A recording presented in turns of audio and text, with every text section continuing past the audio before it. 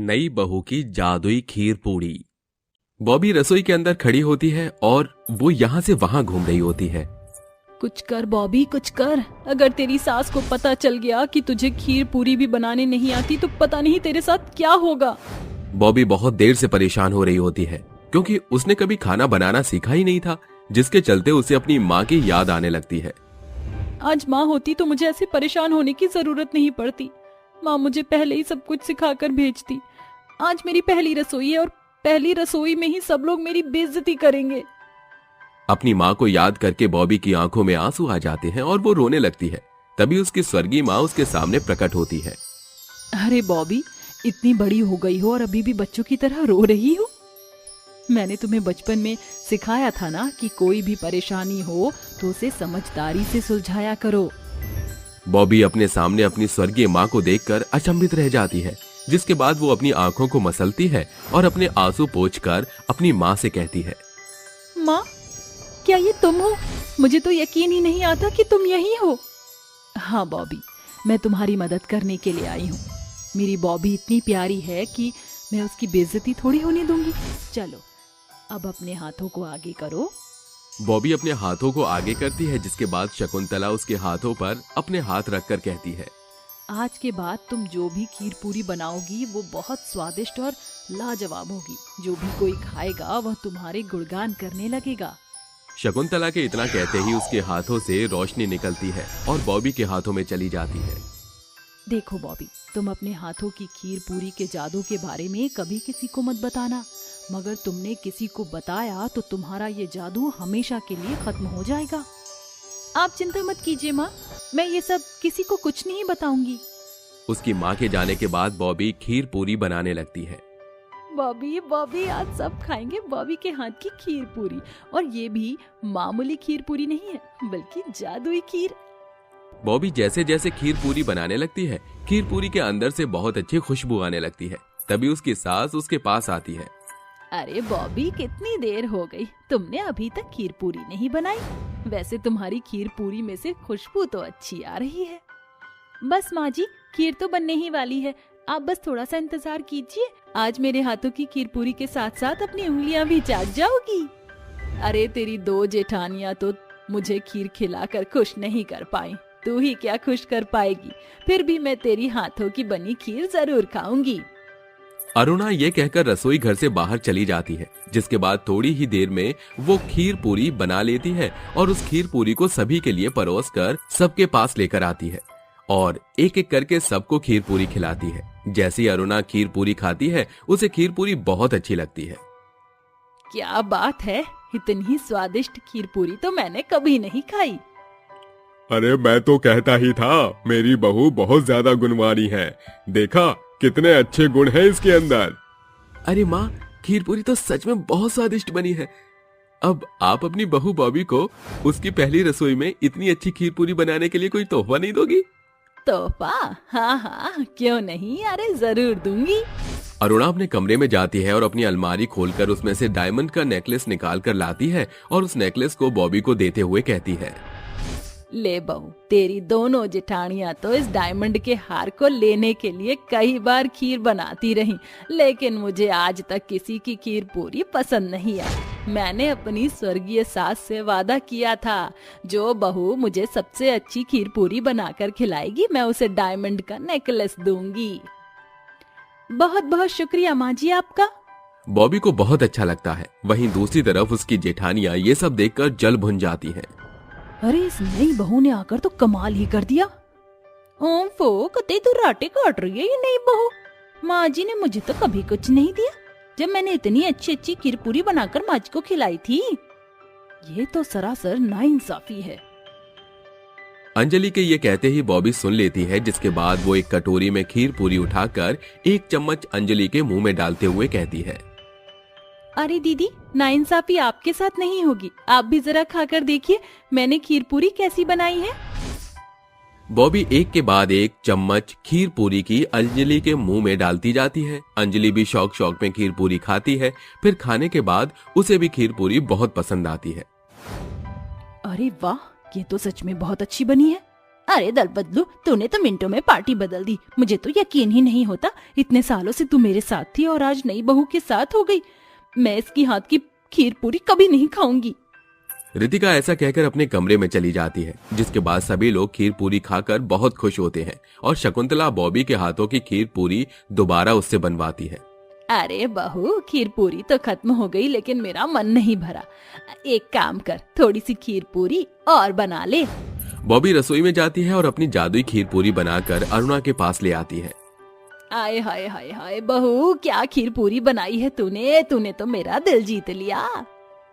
अरुणा चम्मच भर भर के खीर पूरी खाने लगती है। उसे खीर पूरी बहुत पसंद आती है, जिसके बाद बॉबी अपने कमरे में जाती है और अपनी माँ को याद करते हुए कहती है, अच्छा हुआ जो आज माँ आपने मेरी मदद की। आज अगर आपने मुझे अपनी जादुई शक्ति ना दी होती तो मैं जादुई खीर नहीं बना पाती। लेकिन मुझे ये राज अपने तक ही रखना होगा। अगर किसी को इसके बारे में पता चला तो मेरी जादुई शक्तियाँ हमेशा के लिए गायब हो जाएंगी। अरे आप लोगों ने तो ऐसा सुना ही होगा कि दीवारों के भी कान होते हैं, तो कुछ बॉबी के साथ भी ऐसा ही होता है। वो ये सब कहती ही है कि उसकी जेठानी रितिका ये सब सुन लेती है। अरे वाह, क्या बात है। इस बेचारी भोली भाली देवरानी का राज तो मेरे कानों ने सुन लिया।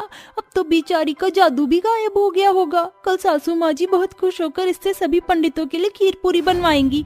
कल पता चल जाएगा कि आखिर इस नई नवेली बहू को खीर पूरी बनाने आती है या नहीं। रितिका बहुत खुश होती है और कल का इंतजार करने लगती है। अगले दिन जैसे ही सवेरा होता है, सुबह सुबह हवन के लिए पंडित आ जाते हैं। बॉबी, मैं चाहती हूँ कि तू अपने इन शुभ और स्वादिष्ट हाथों से हमारे पंडितों के लिए एक स्वादिष्ट खीर पूरी बनाए। जा जल्दी से, फिर बना कर ले आओ। आप चिंता क्यों करती हो माँ जी? अभी देखो मैं कितनी स्वादिष्ट खीर पूरी बना कर लाती हूँ। बॉबी रसोई में जाती है और फिर बनाने लग गई है। वहीं दूसरी तरफ रितिका ये सब देखकर खुश हो रही होती है। कुछ देर में बॉबी खीर पूरी बनाकर सभी पंडित और अपनी सास अरुणा को परोस देती है। खीर खाने के बाद सभी पंडित शकुंतला से उसकी बहू की तारीफ करते हैं। अरे वाह, बहुत स्वादिष्ट खीर पूरी बनाई है जिसने बनाई है। हम उसे नेक देना चाहते हैं, जरा उसे हमारे पास बुलाइए। अरुणा बॉबी को बुलाती है, जिसके बाद सभी पंडित मिलकर बॉबी को अपने हाथों से नेक देते हैं। ये सब देखकर रितिका जलने लगती है और गुस्से से अपने कमरे में चली जाती है। अरे इसके जादुई खेल का रास्ता मुझे पता चल गया था, फिर इसने इतनी स्वादिष्ट खीर पूरी कैसे बनाई? तभी रितिका के सामने बॉबी की स्वर्गीय माँ प्रकट होती है और उससे कहती है, क्योंकि बॉबी बहुत समझदार है। जब उसने अपनी पहली रसोई पर सबके लिए खीर पूरी बनाई थी तो उसके दिमाग में अच्छी खीर पूरी बनाने का सभी तरीका बैठ गया था और इसी वजह से उसने बिना जादू के भी अच्छी खीर पूरी बनाई। आप कौन? मैं बॉबी की स्वर्णिम माँ हूँ। ये सुनते ही रितिका अपने कमरे में ही बेहोश हो जाती है। उस दिन के बाद से रितिका बॉबी से बैर करना छोड़ देती है और उसके साथ खुशी खुशी रहने लगती है। सर्दी के कहर में सास पर बहू का अत्याचार। जब देखो यहाँ से वहाँ घूमती रहती है। अरे इन्हें तो कोई काम भी नहीं दिखाई देता। इतनी सर्दी है और मुझे इतनी सर्दी में इन्हें अब ढूंढ कर लाना होगा। रूपा अपनी जैकेट पहनकर कमरे से बाहर निकलती है और जोर जोर से आवाज लगाने लगती है। माँ जी, माँ जी, अरे कहाँ पर हो आप? सुबह से ये टाइम हो गया, अभी तक नाश्ता भी नहीं बनाया गया तुमसे। अरे अभी तक सो रही हो क्या? तभी बेचारी शकुंतला ठंड में कांपते हुए रूपा के पास आती है और उससे कहती है, बहू मेरी तबीयत ठीक नहीं थी, इसलिए बस दवाई खाकर आराम कर रही थी।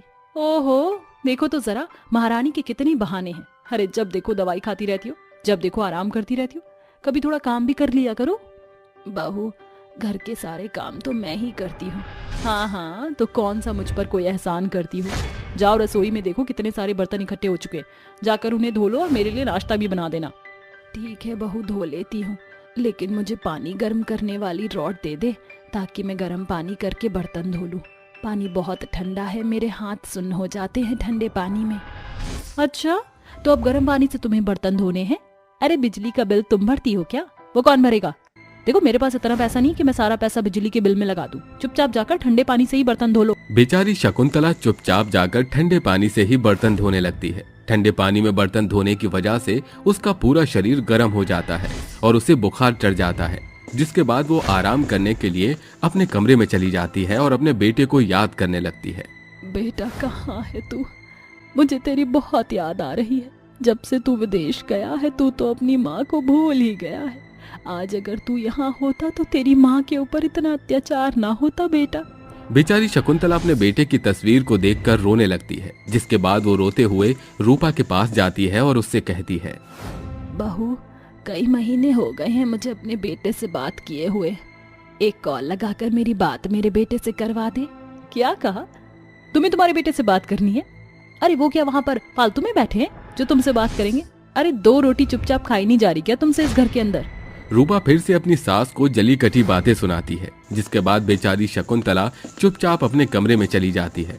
शाम होते होते रूपा अपने कमरे में रजाई के अंदर घुसकर शकुंतला को आवाज लगाने लगती है, माँ जी, माँ जी, अरे कहाँ हो आप? जरा यहाँ आओ मेरे कमरे में।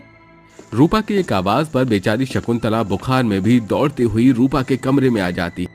हाँ बहू, क्या हुआ? कोई परेशानी है क्या? अरे परेशानी क्या होनी है, शाम हो गई है, क्या तुम्हें अभी तक खाना बनाने की सूझबूझ नहीं आई है? बहू मुझे बहुत तेज बुखार हो रहा है, मैं खाना कैसे बनाऊंगी? तभी रूपा गुस्से से उठती है और अपनी सास के बाल पकड़ लेती है। देख बुढ़िया, अगर तुझे इस घर के अंदर रहना है तो इस घर के काम भी तुझे ही करने पड़ेंगे, नहीं तो मैं तुझे घर से लात मार कर भगा दूंगी, फिर ठंड में इधर उधर सड़क पर पड़ी रहना। अरे मर भी गई तो कुत्ते भी तुझे नहीं पूछेंगे।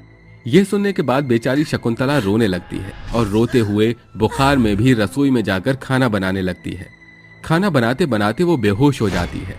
जैसे ही रूपा रसोई में आती है वो अपनी सास को बेहोश देखकर खुद से कहती है, हे भगवान, कहीं ये बुढ़िया मर तो नहीं गई? मेरे पास तो इसके कफन के लिए भी पैसे नहीं है, क्या करूं अब इसका? रूपा सर्दी में बेचारी शकुंतला को उठाकर अपनी कार में डाल देती है, जिसके बाद वो उसे एक सरकारी हॉस्पिटल के बाहर ले जाकर छोड़ देती है। रात भर बेचारी शकुंतला बुखार में वहीं तड़प रही होती है।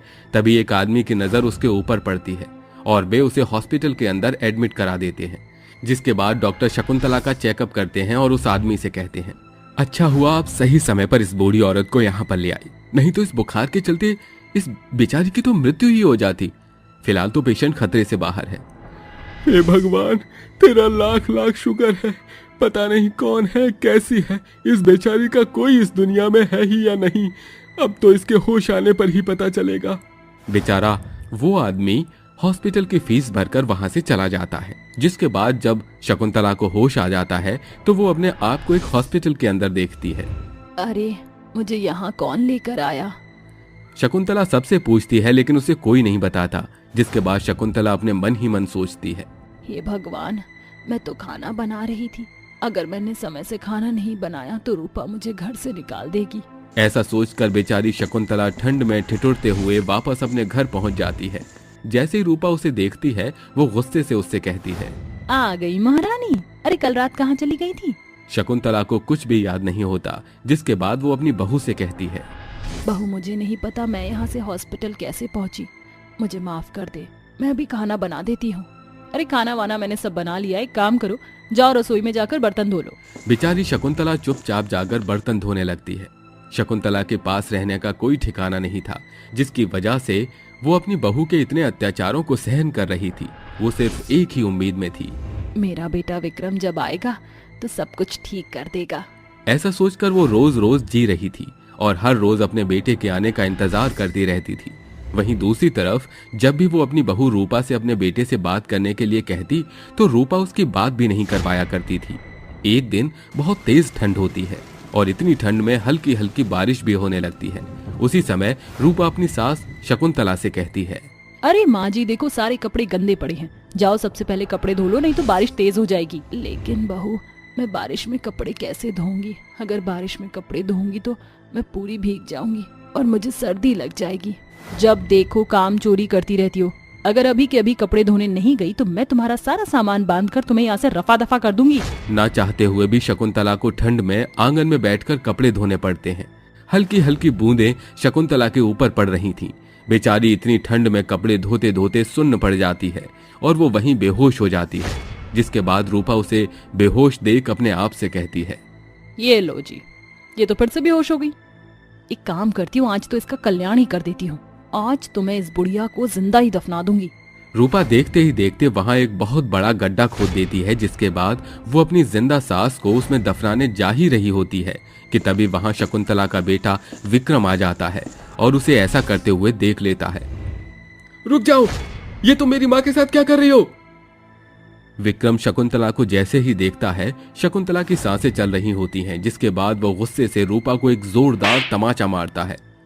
अरे तुम्हारी हिम्मत कैसे हुई मेरी माँ को जिंदा दफनाने की? विक्रम तुरंत अपनी माँ को घर के अंदर लेकर जाता है और उन्हें बिस्तर पर लिटा देता है, जिसके बाद वो किसी तरह अपनी माँ को होश में लाता है। जैसे ही शकुंतला होश में आती है, वो अपने बेटे को अपनी बहू की सारी करतूतें बताती है, जिसे सुनने के बाद विक्रम अपनी पत्नी के खिलाफ कंप्लेन लिखवा देता है और उसे पुलिस के हवाले कर देता है और वो अपनी पत्नी रूपा से तलाक भी ले लेता है। उस दिन के बाद से विक्रम अपनी माँ शकुंतला का अच्छे से ख्याल रखता है और उसके साथ खुशी खुशी रहने लगता है। गरीब सास बहू का लकड़ी का हीटर। रात का समय होता है, सभी लोग अपने घर में आराम से सो रहे होते हैं। तभी रात के समय सुरभि कपकपाती हुई अपने बिस्तर से उठती है। ओहो, कितनी ठंड हो रही है। ऊपर से इतनी ठंड में मुझे प्यास लग रही है। पानी पीने गई तो कहीं ठंड से मैं जम ना जाऊं। सुरभि गरम शॉल ओढ़कर किचन की तरफ जाती है और एक गिलास पानी पीने लगती है। उसके उठने की आवाज से कौशल्या की आंखें खुल जाती है और वो अपने कमरे से सुरभि को आवाज लगाते हुए कहती है, अरे बहू, अगर तू उठी है तो एक काम कर, मेरे पास की अंगीठी में आग कम हो गई है, थोड़ी सी लकड़ी डालकर जला दे। अभी आई माँ जी। सुरभि अपनी सास के कमरे में जाती है और अंगीठी में थोड़ी बहुत लकड़ियां डालकर जलाने लगती है, जिसके बाद आग जलने लगती है। अरे वाह, क्या बात है। थोड़ा सा आग के सामने हाथ पैर सेक लो तो आनंद सा आ जाता है। इस घमासान सर्दी ने तो हम बूढ़ों का जीना ही हराम कर रखा है। अब क्या बताऊं माँ जी, सर्दी के चलते बिस्तर से निकलने का मन ही नहीं करता है। अच्छा बहू, ये सब तो ठीक है, लेकिन शाम से मैंने चिराग को कहीं देखा नहीं है। आखिर चिराग गया कहाँ है? अरे माँ जी, कहाँ आए हैं चिराग जी? तभी आधी रात के समय अचानक उनके घर का दरवाजा बजने लगता है। अरे इस समय कौन आया होगा? अरे और कौन हो सकता है? एक ही तो है हमारे घर में जिसके आने का कोई टाइम ही नहीं है। हाँ माँ जी, आप बिल्कुल सही कहती हो। लगता है चिराग जी आ गए हैं। जैसे ही सुरभि दरवाजा खोलती है, दरवाजे पर चिराग के साथ साथ कुछ गुंडे भी खड़े होते हैं। चिराग नशे की हालत में होता है। चलो, ये घर खाली कर दो, अब तुम दोनों यहाँ नहीं रह सकती। अरे चिराग जी, आपने ये अपनी हालत क्या बना रखी है? ए सियानी, ज्यादा मचमच मत कर, चुपचाप से इस घर को खाली कर दे। तेरे पति ने शराब के नशे में तुम्हारी सारी प्रॉपर्टी हम लोगों के नाम कर दी है। काली अपने साथियों के साथ मिलकर बेचारी कौशल्या और सुरभि को घर से बाहर निकाल देते हैं। दोनों के दोनों आधी रात के समय ठंड में यहाँ से वहाँ ठंड से बचने के लिए ठिकाना ढूंढ रही होती हैं, जिसके बाद वो दोनों एक पेड़ के नीचे जाकर बैठ जाती हैं। हे भगवान, ये सब हमारे साथ क्या हो गया? चिराग ने तो हमें कहीं का नहीं छोड़ा, उसने सब कुछ बेच दिया। भगवान। माँ जी, हम तो अर्श से फर्श पर आ गए। मुझे बहुत जोर से ठंड लग रही है। ठंड से कपकपा कर दोनों की हालत बुरी हो जाती है और वो दोनों रोने लगती हैं। तभी पेड़ में से आवाज आती है, रोना बंद करो, मैं जानता हूँ तुम दोनों परेशानी में हो। क्या मैं तुम्हारी कोई मदद कर सकता हूँ? सुरभि और कौशल्या पेड़ के अंदर से आवाज सुनकर हैरान हो जाती हैं और बहुत डर जाती हैं। देखो, तुम दोनों मुझसे डरो मत, मैं एक जादुई पेड़ हूँ। मैं जानता हूँ तुम दोनों मुश्किल में हो। मैंने तुम्हारी सारी बातें सुन ली है। हम बेघर हो गए हैं, हमारा अब कोई ठिकाना नहीं है। ऊपर से इतनी सर्दी में हम दोनों सास बहू तो यहीं तड़प तड़प कर मर जाएंगे। चिंता मत करो, मेरे पास तुम्हारे लिए कुछ है। पेड़ के इतना कहते ही वहां पर एक लकड़ी का हीटर प्रकट होता है। ये कोई मामूली हीटर नहीं है, ये एक जादुई लकड़ी का हीटर है। इसे बिजली की आवश्यकता नहीं है। तुम इसे आग से जला सकती हो। जितने बार भी इसे जलाओगी ये राख नहीं होगा, बल्कि ये जैसा है वैसा ही रहेगा। क्या ये सच में जादुई हीटर है? ऐसा कहकर कौशल्या एक माचिस की तीली से उस जादुई लकड़ी के हीटर को जलाती है, जिसके बाद वो जलने लगता है। दोनों सास बहू पूरी रात उसके सामने हाथ सेक कर निकाल देती हैं। अगले दिन जैसे ही सवेरा होता है, कौशल्या अपनी बहू से कहती है, अरे बहू, हमारे पास जादुई हीटर तो है, लेकिन अब हम रहेंगे कहाँ? अरे माँ जी, उसके लिए तो हमें कष्ट उठाना होगा, यानी कि हमें कुछ काम करना होगा। चलो हम अपने लिए काम ढूंढ लेते हैं।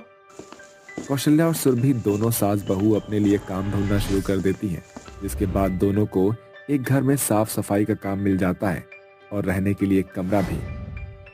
देखो, मैं तुम्हें महीने के केवल एक ही बार तनख्वाह दिया करूंगी, उसके बीच में तुम दोनों मुझसे पैसे नहीं मांगोगी। कौशल्या और सुरभि को ये सब मंजूर होता है, जिसके बाद ठंड में एक तरफ वो घर के काम करती हैं, दूसरी तरफ अपनी जादुई लकड़ी के हीटर पर आकर थोड़ी सी गर्माहट ले लेती हैं। भगवान का लाख लाख शुक्र है कि हमें नौकरी के साथ साथ ये जादुई लकड़ी का हीटर भी मिल गया। कम से कम ये सर्दियाँ तो हमारी अच्छे से निकल ही जाएंगी। हाँ माँ जी, भला हो उस जादुई पेड़ का जिसने हमें ये जादुई लकड़ी का हीटर दिया है। वो दोनों सास बहू आपस में लकड़ी के हीटर पर उसकी गर्माहट लेते हुए बात कर रही होती हैं। तभी ये सारी बातें उनकी मालकिन खिड़की से सुन लेती है। अच्छा, तो ये बात है। इनका ये हीटर कोई मामूली हीटर नहीं, बल्कि लकड़ी का जादुई हीटर है। अब इस हीटर को तो मैं चुरा लूंगी, उसके बाद मुझे इसकी इन सर्दी में लाखों में कीमत मिलेगी। सुरभि और कौशल्या की मालकिन के मन में लालच आ जाता है, जिसके बाद वो हीटर को चुराने का मौका ढूंढने लगती है। एक रात सुरभि और कौशल्या दिन भर के काम को करके थक जाती हैं और गहरी नींद में सो जाती हैं। अरे वाह, दोनों सास बहू जादुई लकड़ी के हीटर को जलाकर सो रही है। यही वक्त है मैं इस जादुई लकड़ी के हीटर को चुराकर ले जाऊं। जैसे ही वो हीटर को चुराने के लिए हीटर को अपने हाथों से उठाती है, अचानक से उसके हाथ जलने लगते हैं और उसे हीटर में से एक आवाज आती है। ये हीटर जादुई हीटर जरूर है, लेकिन ये हीटर तुम जैसे लालची लोगों के काम कभी नहीं आएगा। अगर तुम जैसे लालची इस जादुई हीटर का इस्तेमाल करने की कोशिश भी करोगे तो तुम जैसे लालचियों के हाथ जल जाएंगे।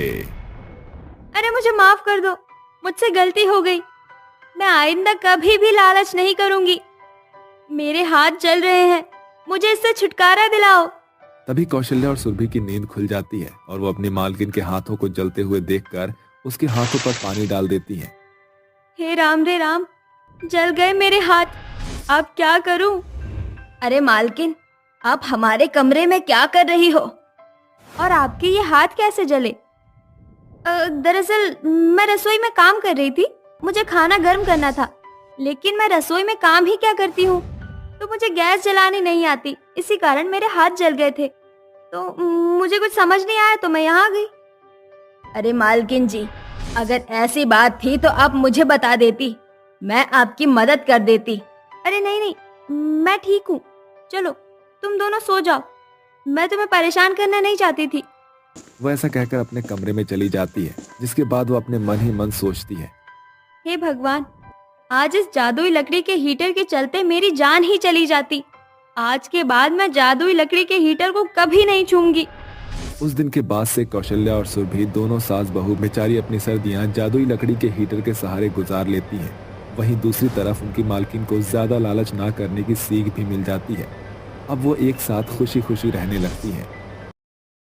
बहू की रसोई में जादुई जलेबियां। सरोजनी अपने पिता मनोहर के साथ रहा करती थी। सरोजनी की माँ बचपन में ही गुजर गई थी। तब से उसके पिता मनोहर ने ही उसका देखभाल किया था। एक पिता होने के नाते उसने अपनी सारी जिम्मेदारियां अच्छे से निभाई थी। सरोजनी अब शादी के लायक हो गई थी और वो अपनी बेटी सरोजनी की शादी एक नुपुर नाम के लड़के से करने वाला था। नुपुर एक सॉफ्टवेयर इंजीनियर था और अच्छा खासा कमाता भी था। वहीं दूसरी तरफ नुपुर की माँ को एक संस्कारी, आज्ञाकारी और घरेलू लड़की चाहिए थी, लेकिन सरोजनी को तो खाना भी बनाना नहीं आता था। अरे बेटी सरोजनी, अब मैं क्या बताऊं।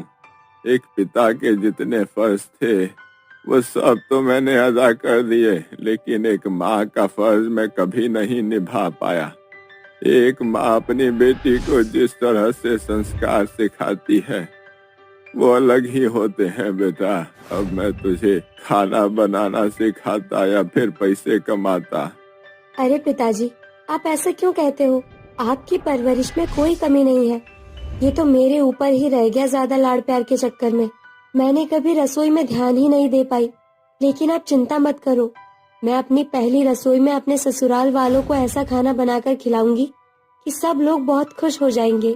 लेकिन बेटा, तुम्हें तो खाना ही बनाना नहीं आता, अब तुम कैसे खाना बनाओगे? अच्छा, ये तो मैंने सोचा ही नहीं। कोई नहीं पिताजी, मैं YouTube से देखकर सीख लूंगी। सरोजनी रसोई में पहुंचती है, जिसके बाद वो YouTube चलाकर अपनी पहली रसोई की तैयारी करने लगती है। पहली रसोई में तो मुझे कुछ मीठा बनाना होगा, इसीलिए मैं हलवा बनाना सीखती हूँ।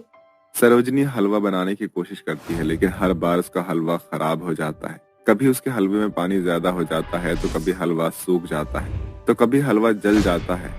इतनी बार कोशिश करने के बाद भी सरोजनी एक स्वादिष्ट हलवा नहीं बना पाती, जिसके चलते सरोजनी रोने लगती है। अरे ये क्या, मुझसे तो एक हलवा भी नहीं बनाया जा रहा। अब पता नहीं मेरी सास मुझे कितना सुनाएगी। काश माँ मेरे पास होती तो मुझे हलवा बनाना सिखा देती। सरोजनी रोते हुए अपनी माँ को याद करने लगती है। तभी वहाँ ललिता की आत्मा सफेद साड़ी में प्रकट होती है और सरोजनी से कहती है, अरे बेटी, तू चिंता क्यों करती है? मैं मर गई हूँ तो क्या हुआ? मैं मरने के बाद भी तुझे तेरी पहली रसोई के लिए अच्छे से तैयार कर दूंगी। ललिता अपनी बेटी सरोजनी को हलवा बनाना सिखाती है। जैसे जैसे ललिता सरोजनी को बताती है, सरोजनी वैसा ही करने लगती है, जिसके चलते सरोजनी इस बार बहुत स्वादिष्ट हलवा बनाती है। अरे वाह, ये तो बहुत स्वादिष्ट है माँ, आपका बहुत बहुत शुक्रिया। सरोजनी को हलवा सिखाने के बाद ललिता की आत्मा वहाँ से गायब हो जाती है, जिसके बाद सरोजनी की शादी हो जाती है और वो अपने पति नुपुर के घर आ जाती है। तभी उसकी सास अनुराधा उसके पास आकर उससे कहती है, अरे बहू, आज तेरी पहली रसोई है। देख, हमारे घर की बहू पहली रसोई में मीठे में जलेबियाँ बनाती है। आज तुझे जलेबियाँ बनानी है। जलेबियों का नाम सुनते ही सरोजनी की आंखें फटी की फटी रह जाती है और वो एकदम से कहती है, क्या कहा? जलेबी? अरे बहू, क्या हुआ? तू इतनी चौंक क्यों गई? नहीं माँ जी, कुछ नहीं। आप थोड़ा सा इंतजार कीजिए, मैं अभी जलेबियाँ बना कर लाती हूँ। जलेबियों का नाम सुनते ही सरोजनी का चेहरा फीका पड़ जाता है, जिसके बाद वो रसोई में जाकर अपनी माँ को याद करने लगती है। हे भगवान, ये क्या हो गया? मैं तो अपनी माँ से हलवा बनाना सीख कर आई थी, लेकिन अब तो माँ जी को जलेबी खानी है। अब मैं क्या करूँ? सरोजनी ऐसा सोच सोच कर रोने लगती है कि तभी उसकी माँ की आत्मा वहाँ प्रकट होती है और वो उससे कहती है, अरे बेटी, मेरे होते हुए तुझे चिंता करने की कोई भी जरूरत नहीं है। मैं हमेशा तेरे साथ हूँ। ऐसा कहकर ललिता के हाथों से एक रोशनी निकलती है, जो सरोजनी के हाथों में आ जाती है। अब तुझे परेशान होने की कोई जरूरत नहीं है। तुम खुद ब खुद जलेबियाँ बना लोगी। तुम्हारे हाथों में मैंने जादुई शक्तियाँ दी है, जिसके चलते तुम बहुत ज्यादा स्वादिष्ट जलेबियाँ बनाओगी। ऐसा कहकर ललिता वहाँ से गायब हो जाती है और उसके जाने के बाद सरोजनी के हाथ अपने आप ही काम करना शुरू कर देते हैं। देखते ही देखते सरोजनी की जादुई हाथ जादुई जलेबी बनाते हैं। अरे वाह, मुझे तो पता ही नहीं था कि मेरे हाथों से इतनी अच्छी जलेबियाँ बन सकती है। ये तो कमाल ही हो गया। सरोजनी तुरंत जादुई जलेबियाँ बनाकर एक प्लेट में सजा देती है, जिसके बाद वो जादुई जलेबियाँ अपने परिवार वालों को खिलाने के लिए ले जाती है। सबसे पहले वो अपनी सास को जलेबियाँ देती है। ये लीजिए माँ जी, मैंने आपके लिए गर्मा गर्म जलेबियाँ बनाई है। अरे वाह बहू, तू तो 5 मिनट में जलेबियाँ बनाकर ले आई। मुझे तो यकीन ही नहीं होता कि इतनी जल्दी तूने जलेबियाँ बना भी ली। अरे माँ जी, ये तो मेरे हाथों का टैलेंट है। तभी सरोजनी की जेठानी कहती है, अच्छा, तुम्हारे हाथों में जलेबियाँ बनाने का टैलेंट है? इसका मतलब क्या तुम बावर्ची थी? अरे नहीं नहीं, ऐसा कुछ नहीं है। दरअसल ये सब तो मेरी माँ ने मुझे सिखाया था। सब लोग जलेबियाँ खाकर सरोजनी की बहुत तारीफ करते हैं। अरे वाह, मुझे तो यकीन ही नहीं होता। इतनी स्वादिष्ट जलेबी तो मैंने कभी नहीं खाई। ऐसी जलेबी तो तमन्ना ने भी अपनी शादी में नहीं बनाई थी। अरे आखिर पत्नी किसकी है? अरे बेटा ये मत भूल, तेरी पत्नी को तो मैंने ही पसंद किया था तेरे लिए। ये तो मेरी पसंद की बहू है। सभी लोग सरोजनी की प्रशंसा करने लगते हैं, जिसके चलते तमन्ना मुंह बना लेती है। ऐसे ही धीरे धीरे हर रोज घर के सभी लोग सरोजनी से जलेबियां बनवाने लगते हैं। अरे सरोजनी बेटा, आज घर पर कुछ मेहमान आने वाले हैं। एक काम कर, अपने हाथों की स्वादिष्ट जलेबी बनाकर रख लेना। तुम्हारे हाथों की जलेबी खाकर सभी मेहमान तुम्हारी बहुत तारीफ करेंगे। जी माँ जी, मैं अभी बना कर ले आती हूँ। सरोजनी जैसे ही रसोई में जाती है, रसोई में कोई भी नहीं होता। तभी उसके सामने उसकी माँ ललिता प्रकट होती है। अरे सरोजनी बेटा, मैंने तुम्हें जादुई शक्तियाँ दे दी, लेकिन ये बताना भूल गई कि अगर इस बारे में किसी को भी पता चला, तुम्हारी शक्तियाँ हमेशा के लिए खत्म हो जाएगी। आप चिंता मत कीजिए माँ, मैं ये राज कभी किसी को नहीं बताऊंगी। सरोजनी की बात सुनकर ललिता वहाँ से गायब हो जाती है, लेकिन ये सारी बातें उसकी जेठानी सुन लेती है। अच्छा, तो ये बात है। अब तो इसका राज मुझे ही पता चल गया। अब देखती हूँ कि जादू जलेबियाँ कैसे बनाएगी। तमन्ना खुश होकर चली जाती है, जिसके बाद सरोजनी जलेबी बनाने लगती है। जलेबी बनाने के बाद जब सभी मेहमान सरोजनी के हाथों से बनी हुई जलेबियां खाते हैं, तो वो सभी सरोजनी की बहुत ज्यादा प्रशंसा करने लगते हैं। जिसके बाद तमन्ना अपने मन ही मन सोचती है, अरे ऐसा कैसे हो सकता है? सरोजनी का जादुई जलेबी बनाने का राज तो मुझे पता चल चुका था, फिर ये जादू टूटा क्यों नहीं? दरअसल तमन्ना को सरोजनी की जादुई जलेबियां बनाने के राज का तो पता चल गया, लेकिन रोजाना जलेबी बनाते बनाते अब सरोजनी को आदत पड़ गई थी, जिसके चलते वो बिल्कुल परफेक्ट जलेबी बनाना सीख जाती है। अब उसे किसी जादू की जरूरत नहीं पड़ती और वो अपने परिवार में खुशी खुशी रहने लगती है।